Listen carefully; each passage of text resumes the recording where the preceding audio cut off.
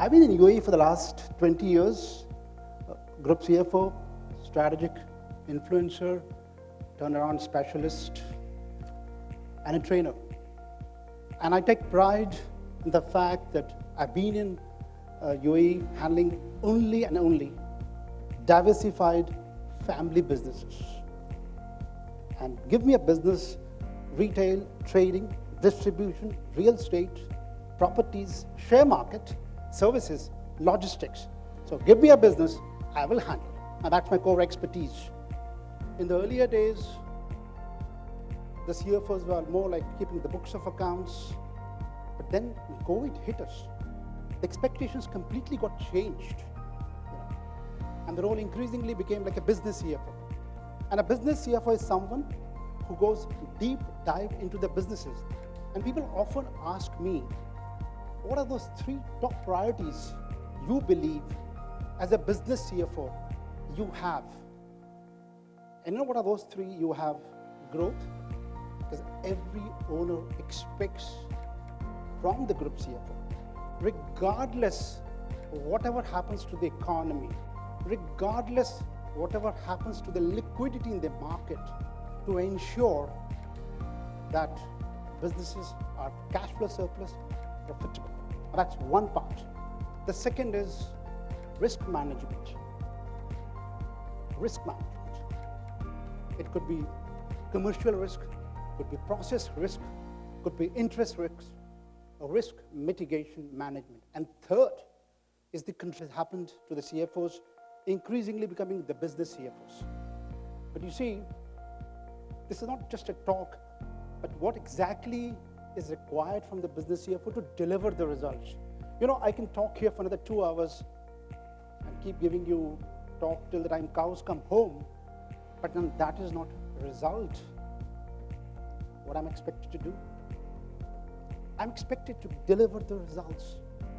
And for me, the most important part is, how do I manage my board? How do I manage my ownership? Period. Week. So I went for a quarter. And the board was not interested in your gimmicks or your stories, because you have survival, right? So as a group CFO, the targets were very different.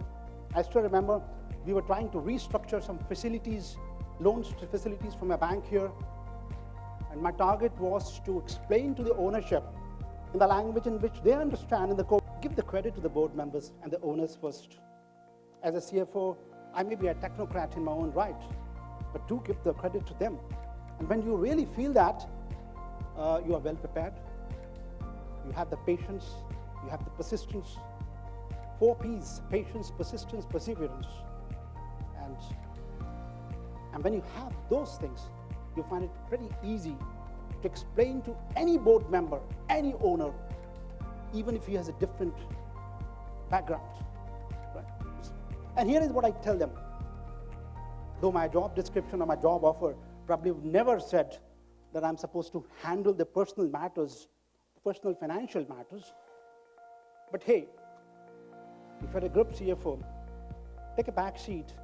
Who else do you think the owners and the family members will go to solve their personal problems?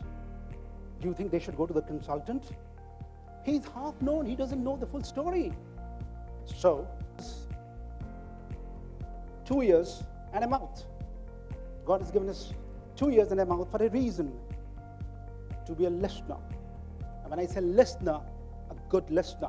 Because when you listen, you then don't react immediately, right? You don't react immediately. You wait. You build up your response, and you then go back. So very important when we are dealing with the board and the ownership, being a good listener, give the credit to them, prepare, go back, have no ego space. Anyone in the audience wants to explain what I differentiate between a decisive win and a win. A decisive win, in my view, is something which is unequivocal. No one can deny this. It's explicit.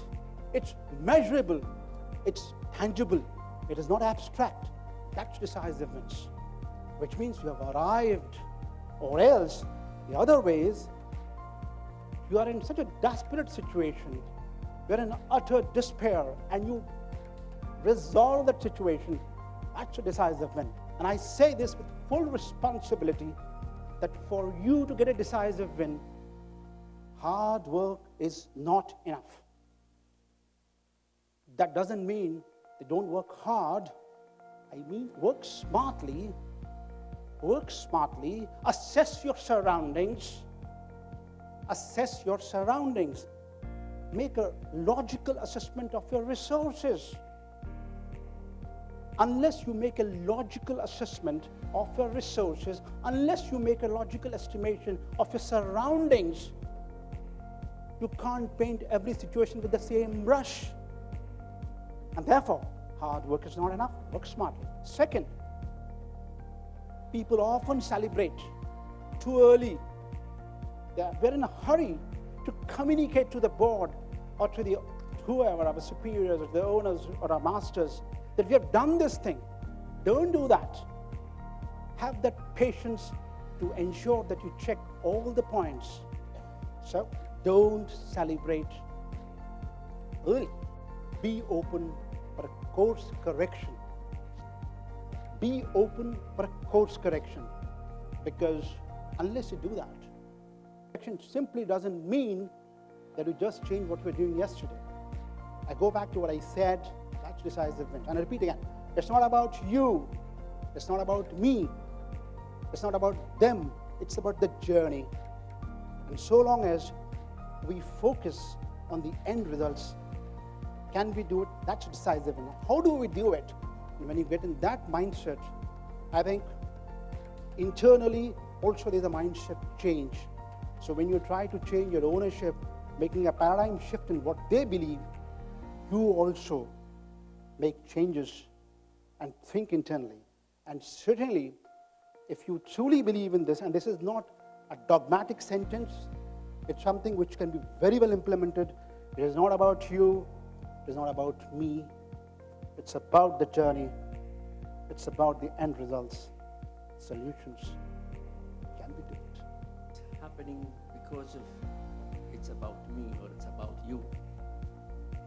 We are in a very difficult time now. You know that people are tearing each other apart, families.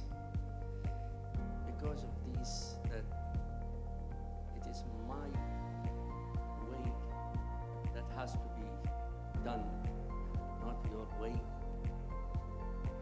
Of course, we all look at... Really appreciate it. As I mentioned, this, you got to believe in this. 5 years back, I didn't believe in this. But over a span of time, I started believing what is success. Okay. And I started feeling that the real message or the real success is when you not think about yourself. Because at the end of the day, and there are enough examples for this approach, it gives you better results, satisfaction, better happiness. The most important point is the other stakeholders, once they know that Anand is going to be interested more on the end result rather than about himself, and this is not just a pep talk, you get more respect, you're more valued, and people listen to you more. Thank you so much for your time and hearing me out in this afternoon, and I hope you have picked up some good secrets to manage your ownership board and the masters. Thank you so much.